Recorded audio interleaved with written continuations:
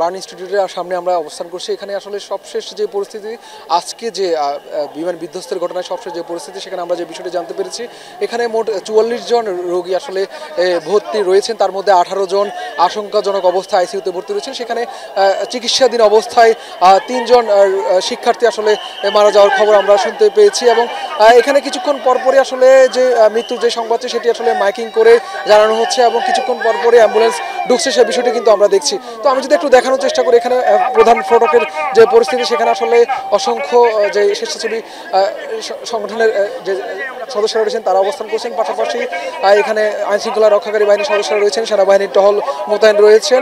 সব মিলিয়ে বলা চলে যে এখানে খুবই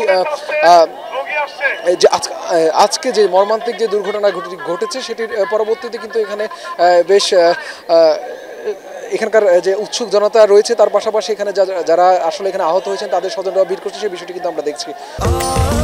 স্বাস্থ্যকর অল টাইম ফ্যামিলি কেক, সব সময় অল টাইম হেলদি লাইফ। তো আরেকটি বিষয় আমি যদি জানিয়ে রাখি, আমরা কিছুক্ষণ আগে অর্থাৎ আমরা উত্তরা আধুনিক হাসপাতালে ছিলাম, সেখান থেকে আমরা এসেছি।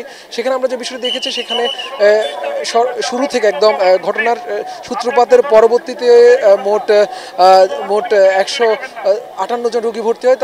এর পরবর্তীতে 158 জন রোগীকে কিন্তু সেখান থেকে চিকিৎসা দিয়ে কিন্তু যাদের অবস্থা আশঙ্কাজনক তাদের কিন্তু সেখান থেকে আসলে পাঠিয়ে দেওয়া হয়। এবং সবশেষ আমরা যে খবরটি পেয়েছি, সেখানে 21 জন রোগী অর্থাৎ 21 জন রোগী সেখানে চিকিৎসাধীন রয়েছেন।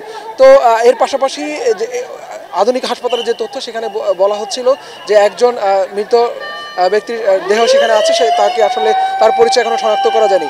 আর আইএসপিআর যে তথ্য, সেই তথ্য বলছে সর্বমোট এখন পর্যন্ত তাদের যে আনুষ্ঠানিক যে ঘোষণা, সেই ঘোষণা অনুসারে সর্বমোট 20 জন আসলে এই ঘটনায় নিহত হয়েছে, সেই বিষয়টি কিন্তু বলছে। এবং পরবর্তীতে এখানে বার্ন ইউনিটে এসে আমরা যে বিষয়টি জেনেছি, যে এখানে 8 ঘন্টা পর পর আসলে এখানকার যারা সংশ্লিষ্টরা রয়েছেন তারা ব্রিফ করছেন এবং তারা যে মৃত্যুর খবর বা হতাহতের যে খবর, সেটি কিন্তু তারা জানাচ্ছেন।